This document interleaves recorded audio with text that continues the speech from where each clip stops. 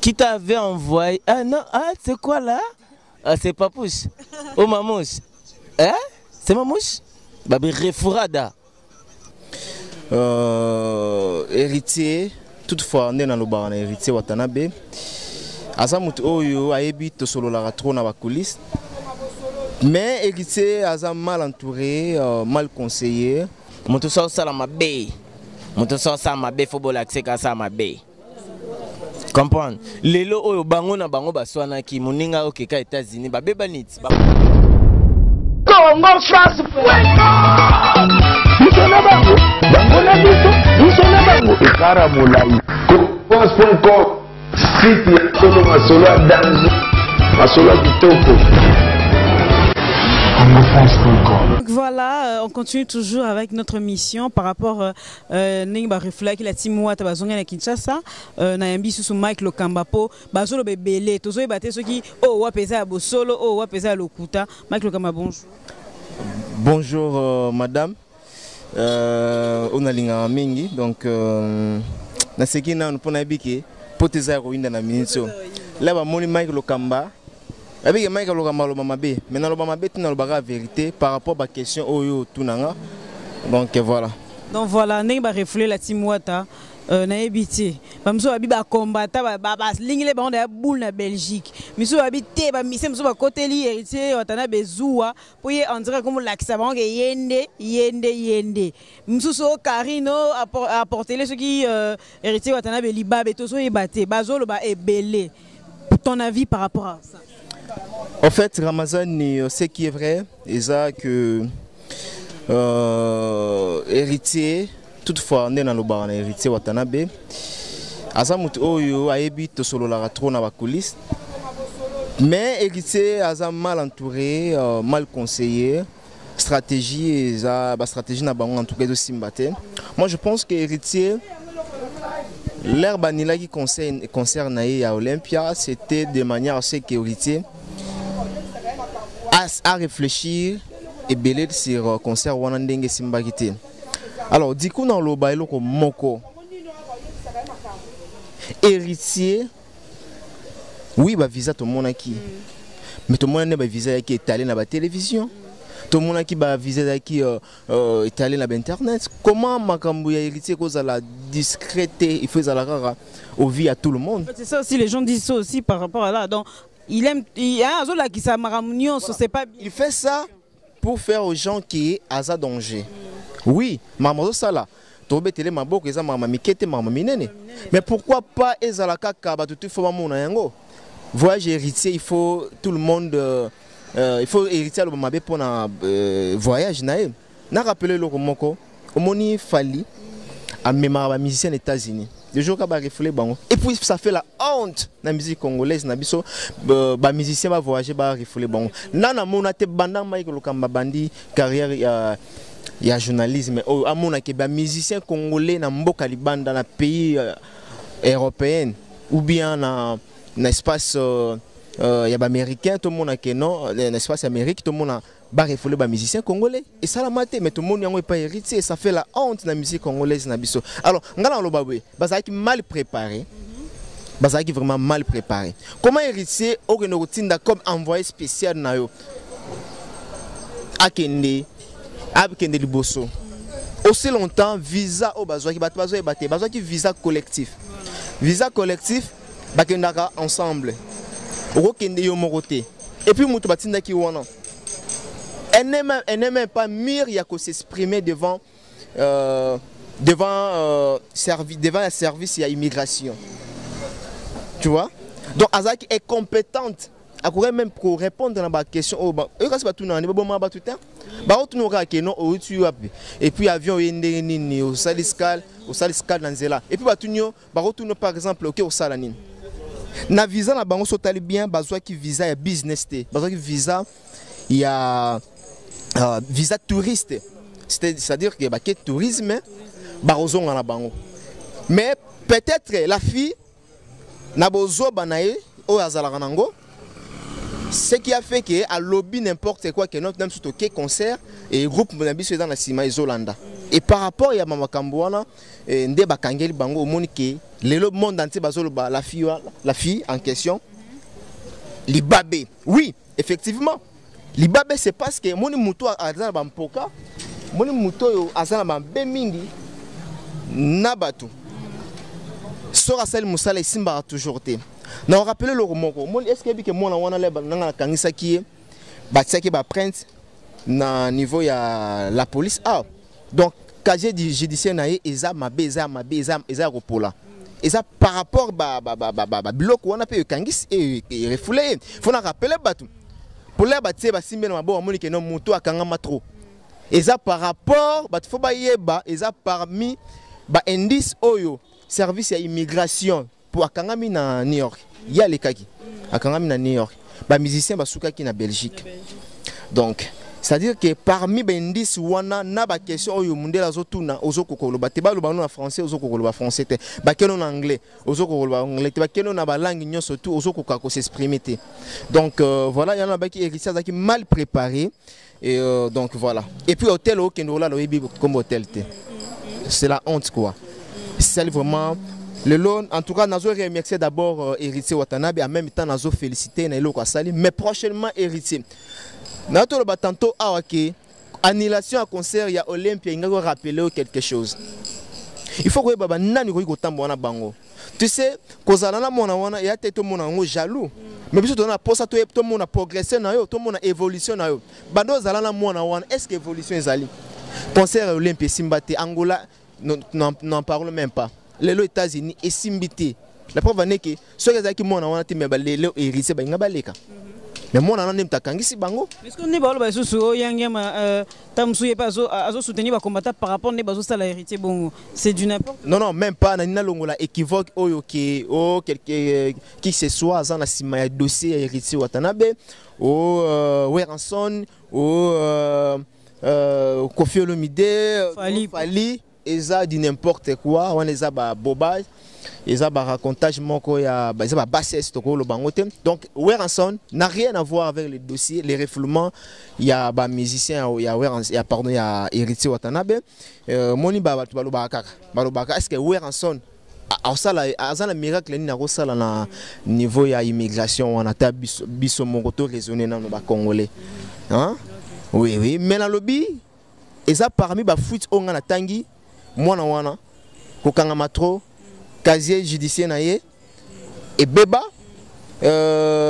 azana mpoka azana problème na bato ebele amona lokola ye demi-dieu amoni lokola bata poto ba eloko te so nzamba la kiso ke non poto wana okoma ngote otambora likolo okoma ngote ozomona yango moni parmi ba réalité o esalami to na bandale bato ba comprendre dans la bandale voilà et aussi nandenge ba exposa qui ba passeport na bango oui c'est vrai bato pe ba ko sala bango mabe ba ko trekele bango ke tala bato bazui business bazui visa business te mais ndeni bazui obeta concert ah c'est vrai que mondela sala ba analyse wana et aussi là bato mwana wana ba interroger ba interroger ba argument ya pesi que to obeta concert. Donc il faut carrément refouler bango. Michael Kamati, je dois donner un conseil. Ouais bah oui, Togo c'est c'est par rapport à notre musique congolaise. Je parlais avec aujourd'hui non aujourd'hui oui. Aujourd'hui vers 3h du matin, je parlais avec Héritier Watanabe après avoir posté vidéo na Snapchat nae. Je parlais avec Héritier donc ozomona ke Mutaza a vraiment déçu. En tout cas, Héritier, courage. C'est de l'argent qui est parti. Courage, vraiment courage. Et puis pour votre information, Roson Aboye, musicien tout, Bengsi Bangon ambassade, qu'est-ce qui s'est passé au fait? Mais je pense pas 5 ans pendant qu'on a dans l'espace Amérique donc 5 ans. Matika Songwa. Matika Songo, merci beaucoup Maké. Qui t'avait envoyé? Ah non, c'est quoi là? Ah, c'est Papouche. Oh, Mamouche. Hein? C'est Mamouche? Babi Refourada. On va vivre l'époque des Refourada. Na Garena Kita quoi. Na Garena Kita. Donc voilà, Matika Songa Garena Kita. Votre sola. Bien, merci beaucoup Mike Lokamba. Donc si tu dois donner un conseil à Héritier Watanabe. Voilà, je donnerai seulement conseil à héritier, bien que c'est la télé, mais hein, je sais comment on a osé, même na Kinshasa, en tout cas, courage, héritier, continuez toujours comme ça, mais ma grand-mère souffre à la discret. Il faut que nous capé batu oyo, au koki kopona, ba travailler na yo. Moi bateau baza mababé, bateau ba na mpoka surtout bateau yo, et puis non seulement mpoka, bateau ba côté bandaka ba science, ba sanksi ba science. Tu vois, mondele qui se soit été hein pour na zwa ki mo ba fuiti mo bezana bateau musu ba simba ki ba kisi pour ba mema bango na poto. Ya on moni mangambo epesi. En tout cas, kota ki bandaka nganga, simba ki bampungu, ningisa ki nzungu pour que kende poto mais échouer simbi na ngote mundele, bloko wana ezora été. Et dingwe na poto azala raté. OK, merci beaucoup Mike Lokamba. Je sais pas si je dois saluer quelqu'un, je sais pas, tu as personne à saluer Mike Lokamba. Basanga raté patient ilolo mutuka yambo on a pese mbote. Merci pour la première dame de Lausanne, la maman d'Erit Anzi Lowawa. Anne-Marie Dibenga Motema Dibenga 5 ans de silence. Et pourquoi pas dans les gens le roi de Chicago, Christelle Blanchot, la taille électrique. Voilà, merci beaucoup. Mike Lokamba, c'est une question. Bon, par rapport à Maramne, comme il est héritier, il fallait pour aussi à les États-Unis, mais musicien. Yang m'a pas qui nara, papa Chepe Kami Tabaga qui est États-Unis, musicien. To bangasko et comme il appelle musicien, moussous artiste. Il faut le déjà que ouais, même déjà musicien aux États-Unis. Fallait que tu n'en parles même pas. JB a même déjà à l'époque a même déjà musicien aux États-Unis.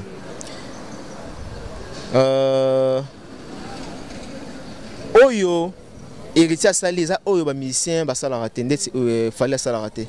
Fallait avoir genre non na mambo tourisme on avoir genre fallait avoir genre na ba ONG na yé ou asala ba fondation surtout. Vous comprenez? Donc il y a un monde attaqué bétané ba concert na yé ils ont un problèmeité. Il y a bi héritier qui mal conseillé. Donc en tout cas bateau ba orienté qui est c'est vrai oui mais bon to condamné bangoté mais déjà to mai déjà sopani quoi donc to condamné bangoté. Merci beaucoup. C'est moi qui vous remercie. Okay. Donc voilà, je ressens encore Matika Songo. Babi ende malo bande tondarande pa nae. Ça va chérie. Babi ngana soto sa idio et ça la bombe nazo banga ne naza. Eh bon non lo balanga te ba peksenga déjà na loba. O lo banoka pa question na ko te ko bano booster o kaka o loba. Donc Matika Songo. Matika Songo va réagir aussi par rapport à notre émission, par rapport à des refouler la team Wata. Babi ba misi ba koti mute ma ba koti jalousie pour riti Wata na ba bandi karene calamité a même misi ba mso ba mema misi na carrière muke boité. Tam so pe combattre pe babi lokola tchaki kiteti yango pe to lingele boule donc to so ba te ba mso bi libabe. Kota mana ba ma babe yango nde siko to so ba te ba to ba la team Wata za un pomti. En tout cas un pomti. La team Wata ngana. Allez bato ça la musala na yi. Na ndenga bien mais izana mbuma moko izawana bo comprendre te mbuma wana itikala ko bebisa la team Wata kaka te de fois balongolango. Comment c'est possible tu es arrivé au commune à Chicago va poser aux questions à Chicago plutôt va poser aux questions qu'est-ce que tu viens faire ici aux États-Unis. Oh mon papa qui m'a envoyé. Mon papa qui m'a envoyé. Ton papa qui oh ton papa c'est qui oh mon tonatembe. Oh, mundile zo comprendre balukele na ba interprète français yango na tantondo ke banchiki tokenda classe poto e ba mamto sala donc ngai ndi na bona tanga pe école primaire dans yo yeba ke lelo pe na leka na première primaire ndi na leka pe na 6e primaire. Vous êtes sûr de mamolo ba ke ya loba malobana amena ibsa yo to na kin mais to informé to na bata poto omoni tellement que mutalinkara amisala mutu omoni soni soit les qui ça là ce que mutabo ça marambo to comme ça marambo ndé za dingue mais or za dingue tes soni c'est la honte. Donc cela veut dire que tant light music ba compagnie que j'ai za mabe il faut pas dégager mbuma mabe ba longole mbuma mabe. Mais dans tout ça quand on va parler de cela les gens vont penser que tout ça contre. OK, et ça ba analyse auto ça là. Tu vois dans Marambosé belé au loba mais lukangai to betango à 4. On est à cœur ouvert, tu peux parler, tu es libre. Tu es libre. Omoni rama nga sona lobi ka ngam na lobara. Donc voilà, nous avons Matika Songo sur le plateau Dazo Oumela. Donc voilà, vous avez Matika Songo sur le plateau, donc il a beaucoup à dire. De l'autre, Bimise Wanda Moïse en Katinae Aloba par rapport à réaction kaka. Nenge, babi poto ningani, ba jaloux pe ba sepeli. Ba jaloux. Ba jaloux, bo sepeli kaka na défaite muninga toni non. Nous on est là pour la musique congolaise qui est liboso, s'il vous plaît. Toza wana pour la musique congolaise, ça biso e mata. Tona pour sauter ekita. Parce que ça fait mal. Et que les Congolais quand ils refoulés, les Congolais quand ils battent, Congolais. Omoni premier anine. Omoni temps aux voyager, il faut y baraper. Omoni aux États-Unis, tu peux prendre au cause de visa. Bah bête le visa, mais avant quota en États-Unis, il faut les cana il faut pas poser des questions. Et là, on a quand ça visa ça recoma. Té. Et place ceux qui s'arrament les frontières wana. Wanande ba poser des questions yo sala nini. Nana bengisio, nana salibo. Salibo siko et puis bazo poser yo et puis quel libabe na vie na depuis akoma bona yo ka ba anglais wana te. So OK ba poser des questions na anglais. Nzamba yo kele mawa. Pona nini? Tu vois, pona nini? Masika Songo lo yo za contre Karine do yangwana ngana za contre mutute. Ngana za contre mutute mais moni musala auto sala. Moni musala auto sala auto za toza eza soni na ngana ba oxibiso soni serve de naissance nini. Ba oxibiso soni na sens que concert na bisoto ndeko na biso moi ça koki ko se défendre te. Et pourquoi on n'avait pas mis une personne qui est mieux que... Non, ils allaient tout na batunion son monde atanga inde na ibi anglais. Tant na okoma na aéroport pour na leka to ya Angleterre, to ya Belgique, to ya France. Na lango bazo lobela. Soko zo comprendre ngote ba opesa ba ozula yo interprète. Bazula qui interprète, pas comprendre la langue. Pourquoi c'est qui interprète? Et maintenant, ceux qui ont quitté les autres musiciens alors. Hein? On peut oh, bah pays bazuba kozwa ba mutunye so bazula interprète. Bazo interprète Ramazani. On marche pas de mots. Là je te dis la vérité, batu ba ota la biso. Donc malgré bazo interprète mais mutakoki kate. Bandeko ba na visa bien et puis preuve année que babeti batutu bazana babeti ba on refite ka ye babeti refi na passeport na passeport na yende babeti refus les autres musiciens non normal basuka ka na Belgique pour y a zaki refus na kozonga souté mais les autres musiciens lokasa à 3 mois à kozonga oui bon ba comment na destination te donc et puis en plus bandeko na ba congolais tout tika pe musugi mta mabe ceux qui bino batu bosali ngo pour ndeko beta te et amabe. Est-ce que vous avez combattant combattant baba potes na ngai ngana massa ba combattant. Moni ngana massa ba combattant ngana massa boki chu premier. Na massa c'est les ino. Comprendre on a ba senti. Est-ce que tomba lo ba ke yo yangia mawe rason pe asangani wala tala rama. Mais ba tukana ni toliandunda tolia matembele to tika kokota makamkomba wera na makamboana na to zana darbi na DT ya Kimpoi na tuni ya DT darbi na tuni ete albi makambo ex na niveau vraiment ya wera tala nan poni bonga bo ridiculiser bolo banan de la forêt to zana wera bobi wera combien de bana botina ba césarienne pour aya o bebe saka vie ya retirada mais c'est non to tika makamboana to lo bana biso makambo moni l'habitant bandaki makambo que mutaibe makambo mutali bosezanga. Ah bon? Mais na vande na ngai bamso ba on banda 13h. Ngas ko na yebaka on 9h. Parce que 9h wana bango kuna indi. Donc toko c'est per nangote toko monika ba mon lobo to lo ba pe karamet to. Ba jaloux Karine pe ba robima ba jaloux pe atimo ta ba robima ba lo ba n'importe quoi na te. Ba jaloux te ya mama nente ya. Bozongi ka bo progresser bozom susu tisi likarat. Pomeda. Est-ce que tu vas t'aller payer à Kotina Arkeli ka ya pamba? Arkeli en tout cas yebela déjà ta famille nabino. Autant famille na bino ndeni. Taye marmnazolo ba voilà. Ozotina ergela kima. Otina ergela kima tondeni. Ngana massa arkeli, ngana massa ba musicien. Ozotina kima. Nabi arkeli, ngana autant to kuta na pas Victor Bosoku. Massa langa arkeli, ndeto ko tsaranga na yo ndeto solo la. Oyebisa ki so ko États-Unis kima. Nde na ebiso ki talela air. Ya famille. Ya famille. Matika Songo azo booster ergeli ya kima. Abe yemo aza facile à surveiller. Oyebi, aza yemo aza facile à surveiller. Ebi ngamo na sa émission. Pour moni bato nyonso ba ki ba déstabiliser yangema nazongi sa ba tout droit. Merci beaucoup Matika Songo, je clôture mon émission. Yango moni lelo zenga luketo. Ezobet. Ye na ngosiko to na ina senga mfumbo zenga luketo.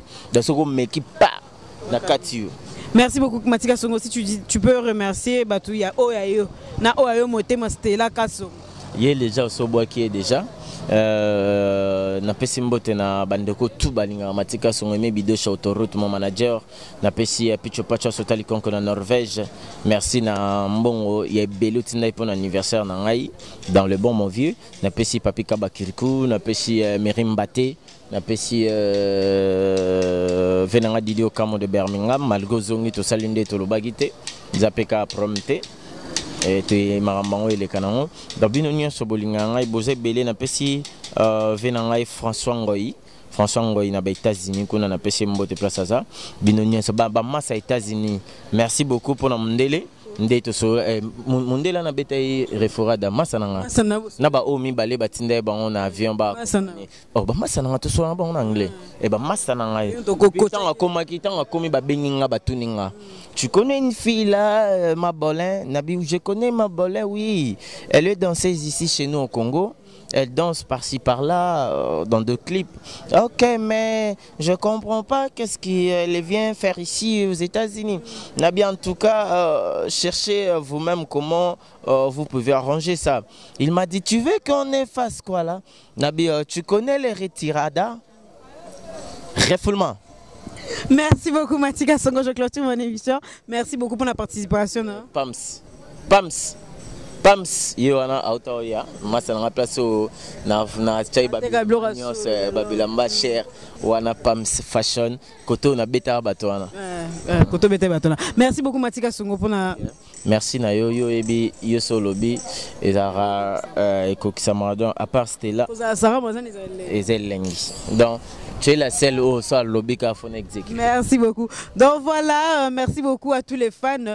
Babi toujours les propos tenus n'engagent que son auteur. Donc propos ça n'engage que Matika Songo. Moi je suis là toujours pour faire mon boulot comme toujours. Sarah Mazen la chaîne Azaka Araboué, place Marambezali, place Bisobeto Kitsara micro poto lobby là.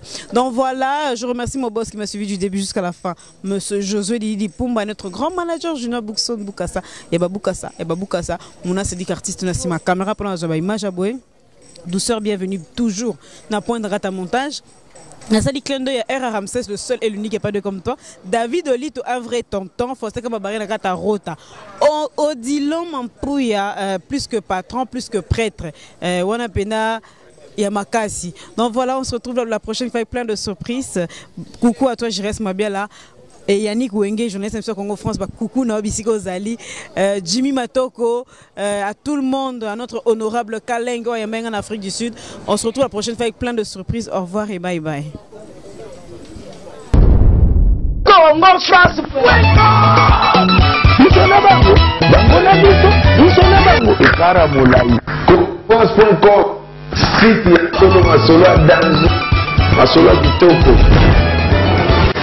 Congo France.com